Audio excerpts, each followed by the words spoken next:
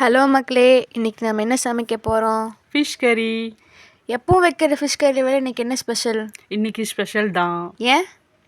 ஏன்னா இன்னைக்கு நம்ம ரெகுலராக நம்ம மார்க்கெட்டில் ஃபிஷ் வாங்கி குழம்பு பண்ணுவோம். ஆனால் இன்னைக்கு நம்ம ஊர் ஆற்றுலேயே மீன் பிடிச்சி அதை நம்மளே க்ளீன் பண்ணி இன்னைக்கு ஃபிஷ் கறி பண்ண போகிறோம். அதுதான் இன்னைக்கு ஸ்பெஷல்.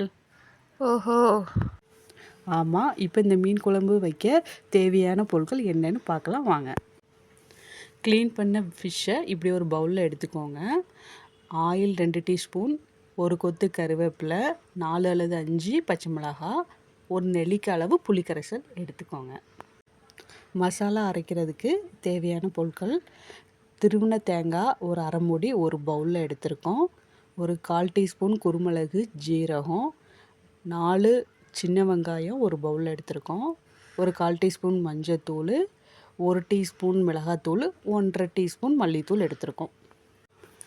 இப்போ நம்ம மிக்ஸி ஜாரில் திருவின தேங்காயை போடுறோம். அது காரத்துக்கு ஏற்றபடி தேங்காய் அளவு அதிகமாகவோ இல்லை கம்மியாகவோ நம்ம சேர்த்துக்கலாம். மிளகாத்தூள் இப்போ சேர்க்குறோம். மிளகாத்தூள் காரத்துக்கு ஏற்ப நம்ம அதிகமாகவும் கம்மியாகவும் சேர்த்துக்கலாம். மல்லித்தூள் 1/2 டீஸ்பூன் எடுத்தது போடுறோம். அதுக்கப்புறம் மஞ்சத்தூள் சேர்க்குறோம். எல்லாமே நல்லா அரைக்கிற மாதிரி போட்டுக்கணும். கடைசியாக குருமிளகு, ஜீரகம், அதுக்கப்புறம் கட் பண்ணி வச்சு வெங்காயம் போட்டுக்கலாம். இதெல்லாம் நல்லா மிக்ஸி ஜாரில் போட்டு கொஞ்சம் தண்ணி சேர்த்து ஃபைன் பேஸ்ட்டாக அரைச்சிக்கலாம். இந்த மாதிரி நல்லா ஃபைன் பேஸ்ட்டாக அரைச்சிக்கோங்க. இப்போ நம்ம ஒரு கடாய் எடுத்துருக்கோம். அந்த கடாயில் க்ளீன் பண்ண ஃபிஷ்ஷை அதில் போடுறோம். ஃபஸ்ட்டு நம்ம மிக்ஸ் பண்ணியிருந்தோம். அதுக்கப்புறம் தான் நம்ம ஸ்டவ்வெல்லாம் ஆன் பண்ணணும். இப்போது நம்ம அந்த கடாயில் ஃபிஷ் போட்டது கூட நம்ம நல்ல மசாலாவாக அரைச்சி வச்சுருக்க பேஸ்ட் மாதிரி உள்ள அந்த மசாலாவை சேர்க்குறோம்.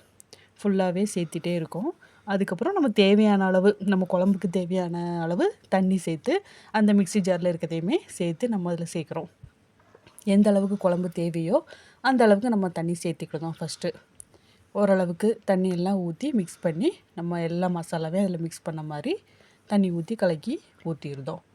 அதுக்கப்புறம்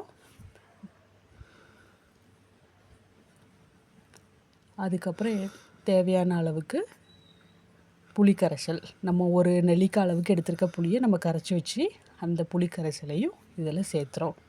புளி அளவுக்கு இல்லாமல் மீடியம் அளவுக்கு நம்ம சேர்த்திருந்தோம்.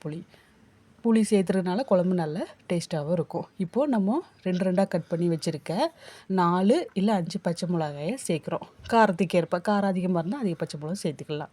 கருவேப்பிலை ஒரு கொத்து எடுத்து வச்சுருந்ததை நம்ம அதில் சேர்த்துருதோம். இது எல்லாமே போட்டு மேக்ஸிமம் தேவையான அளவு உப்பு சேர்த்துக்கிட்டு, உப்பு உங்களுக்கு தேவையான கலப்பு கல் உப்போ இல்லை சால்ட்டோ சேர்த்திக்கலாம். எல்லாமே மிக்ஸ் பண்ணுறதுக்கு நம்ம மேக்ஸிமம் கரண்டி அந்த மாதிரி எதுவும் யூஸ் பண்ணாமல் முடிஞ்ச அளவுக்கு நம்ம போட்டது எல்லாமே கை வச்சு மிக்ஸ் பண்ண மாதிரி நம்ம பண்ணிக்கலாம். ஏன்னா இந்த மசாலா எல்லாமே இந்த ஃபிஷ்ஷில் கரெக்டாக போய் மிக்ஸ் ஆகும்.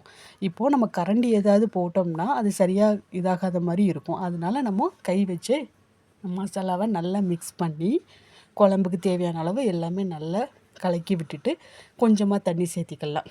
குழம்பு அளவுக்கு அதிகமாக தேவைப்பட்ட அளவு தண்ணி சேர்த்துக்கலாம். கம்மியாக போதுன்னா நம்ம அளவுக்கு கம்மியாக தண்ணி ஊற்றிக்கலாம். மசாலாலாம் கலக்கி குழம்பு ரெடி பண்ணதுக்கப்புறம் நம்ம ஸ்டவ்வில் வச்சு ஸ்டவ் ஆன் பண்ணி விட்டுருதோம். அப்போது ஒரு கொதி வந்ததுக்கப்புறம் நம்ம எடுத்து வச்ச ஆயிலை அதில் மிக்ஸ் பண்ணுறோம். 2 டீஸ்பூனும் 1 டீஸ்பூன் அளவுக்கு ஆயில் சேர்த்துறோம். பொதுவாக அந்த நான்வெஜ் குழம்புல நம்ம தாளிக்கிறது எதுவும் சேர்க்க மாட்டோம். கடுகு அந்த மாதிரி ஐட்டம்லாம் சேர்க்க மாட்டோம். அதனால நம்ம இந்த ஆயில் மட்டும் ஒரு 2 டீஸ்பூன் ஒரு கொதி வந்ததுக்கப்புறம் சேர்க்குறோம். இப்படி இந்த மீன் குழம்பு கொதிக்கிறது நம்ம ஒரு 15 நிமிஷமோ இல்லை ஒரு 20 நிமிஷமோ கொதிக்க விட்டுறோம். அளவுக்கு அதிகமாக கொதிக்க விட்டால் மீனெல்லாம் பிரிஞ்சு வந்துடும். அப்போ குழம்போட டேஸ்ட்டு மாறிடும். அதனால ஒரு 15 நிமிஷம், இப்போ 20 நிமிஷத்துக்கு அப்புறம் குழம்பு நல்லா கொதிச்சிரும். கொதிச்சதுக்கு அப்புறம் தான் நம்ம கரண்டி போட்டு இதை எடுத்து பார்த்தா ஃபிஷ் இந்த மாதிரி இருக்கணும். அதாவது ஃபிஷ் எதுவும் பிரியாமல் இப்படி முழு ஃபிஷ்ஷாக இருக்கிற மாதிரி இருக்கணும்.